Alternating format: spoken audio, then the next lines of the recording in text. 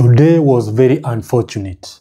So many police officers barricading roads, military officers being deployed across highways. Today was a very dangerous day for any common mwananchi walking, especially on the superhighway. Today we are going to break down what exactly happened, how the goons were operating, and how the police officers were aiding these goons to cause mayhem. Oh my God! Record! Wow! Uongo! Wanavutiwa chini. What the hell? Guys! This is not okay. The police officers that were being seen shooting innocent civilians on the streets were recorded live on camera, and today I have combined all these footages to show you exactly what happened in Sabasaba. If you enjoyed this video, please do subscribe and like this video. Let's do this. In Kitengela and Gong, so many bodies were found dropped dead by police officers patrolling the area, but some things about these police officers were not clear. Most of them were armed to the teeth, some of them wearing masks. It is very unfortunate to see the people, police officers, who are tasked to maintain law and order and also to protect lives and property, being used to kill people in broad daylight and in front of cameras. You know, these are not the days of Kanu when people did not have smartphones. Right now, whatever is being done by the police officers is being recorded.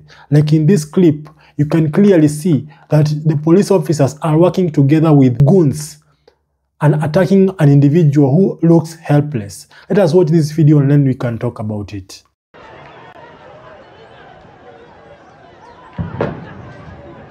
Hawa mbona wanaruhusiwa kupita? Who are these? Haya.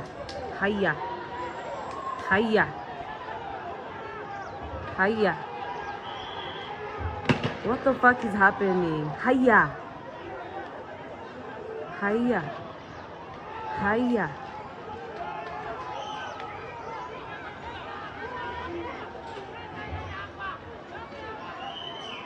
Yay.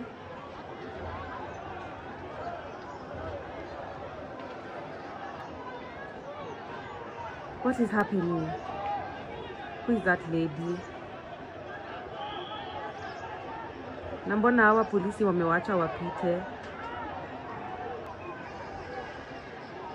Haya. Yap. Ndo hao goons wa polisi nawaona. Haya.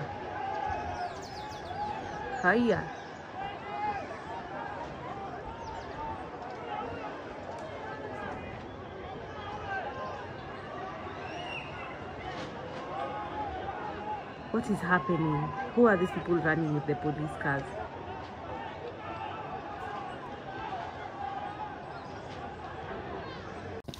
In that video, you can clearly see that these people are working with the goons. Police officers are not even worried about what the protesters are doing. All they care about is that they must hurt them and make sure that they are not coming out of their houses. You can even see some pictures of police officers going to places like supermarkets where goods have already infiltrated and stolen goods and destroyed property. They go there and help themselves. We can see the pictures here. That is very unfortunate for a country like Kenya, where I believe that we should be more civilized as a country. It is unfortunate to see police officers who are not able to give guidance to the public or not able to protect lives and property. This is very unfortunate for a country like ours that has enjoyed peace since the 1960s, only for us to find ourselves here in 2025. You could see military vehicles and military officers in Nakuru and Naivasha and Kayole, where people were actually protesting, but I don't know why people who are carrying only a flag and some water could warrant military to be deployed on citizens of the republic. And I am very sure that military cannot come into the internal security of a country unless the president has asked them to. So why would the president decide to give military permission or to deploy military within the borders of our country. Something is fishy, something is not right. And I hope that after all this, you guys will tell me that all along, this thing is not right. These mandamanos, I'm not feeling them. These mandamanos, I feel that this government is even happy that these mandamanos are happening. I really feel there's something going on that we all don't know. I think that these mandamanos are sponsored by government because there's no way people can just come out and the government is already ready with goons and also terrorizing people and also trying to profile a community. We are going to come back to that because this is the main reason these protests are happening. They want to profile a community and to make sure a certain leader is hated. Let us continue and then we're going to talk about it at the end of this video. There was another unfortunate video that I looked at and I was very shocked. A police officer stating clearly that they have been given permission by whoever to come and kill them. He is actually warning them, telling them that utalala kwa fridge, that hatuogopi na tuko na ruhusa ya kukuua. So I believe that these mandamanos have become chaotic and have been infiltrated by NIS and those individuals with goons. Now it's no longer a Gen Z movement, it's a political movement and we need to stop this. I believe this one should end now. Right now we should just go and let us look at this video so that you can understand what I'm saying.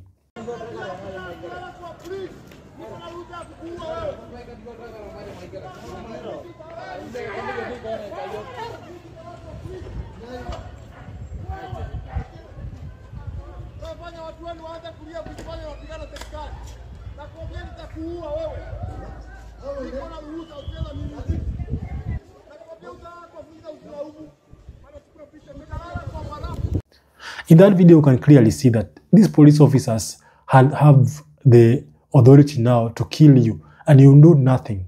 So it's upon us as Kenyans to just decide that enough is enough. Let us not try again to come and deal with these police officers because we have ourselves to lose. Nobody is coming for us. The opposition is not with us. The government is not with us.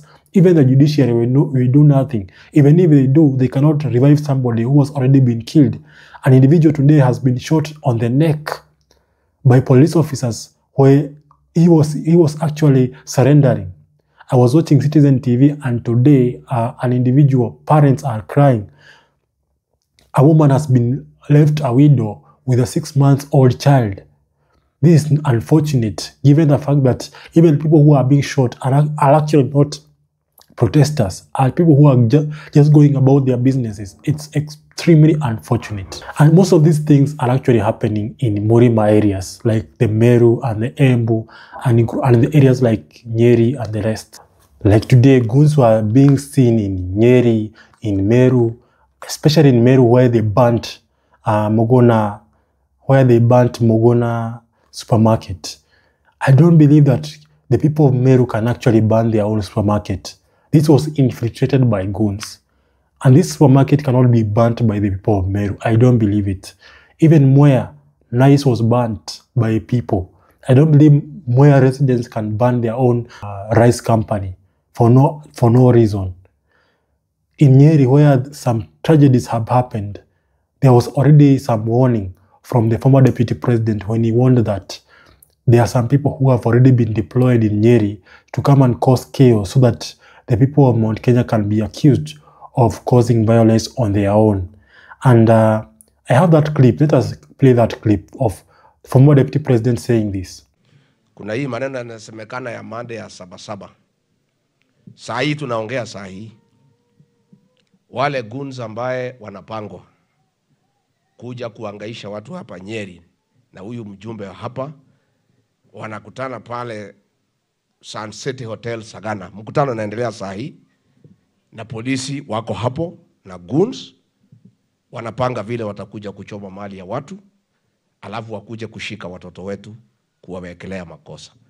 So wewe mheshimiwa wa Mathira, tafadhali hiyo mkutano unaendelea naye na polisi muko pale mnapanga.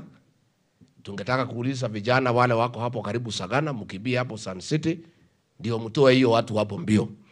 Hao wanapanga hiyo maneno. As you can see, he already knows that something was happening in sensitive, a place where he had gotten some intel regarding the people who are organizing these tragedies. And this can tell you that all these things are happening across Mount Kenya regions and not any other region, because government does not want to do these things on other regions, because they want to make sure that they drive that narrative that the only people opposing the government are only people from Mount Kenya region. And this will work well in trying to isolate the region in future.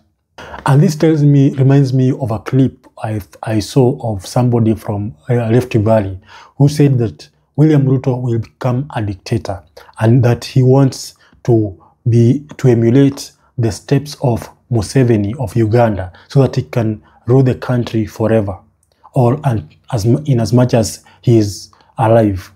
And sometimes when I watched this video at that time, I dismissed him because that man never liked William Ruto since the beginning.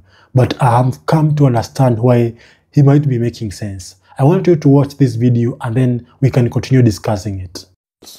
William Ruto, you can understand him by the friends he keeps, even internationally. His best friend is Museveni of Uganda. You see how Museveni is dealing with Besigye. That is the William Ruto you're looking for. It's only a matter of time and he'll put on the same hat as Museveni, not the same Mukwachu. And he would want to do the same thing on all the opposition leaders as Museveni does on Besigye. In that video, you can see clearly he already knew that what William Ruto is about. And what I'm saying is that I have heard people saying that in future, people will not allow any Kalenjin to take any leadership position within the country. Why? Because they believe that Kalenjins are very dictatorial and will not give Kenyans good leadership. If you look at it, somebody like Keter was very annoyed by the fact that William Ruto was running for president in 2022. And he was against that, saying that William Ruto's rule will make the Kalenjin community be hated by other communities, and they will never be allowed again of their own son or daughter to become president of this republic. Let us watch this clip. Naona unaanza kukoroga mambo na mimi naomba kura 2022.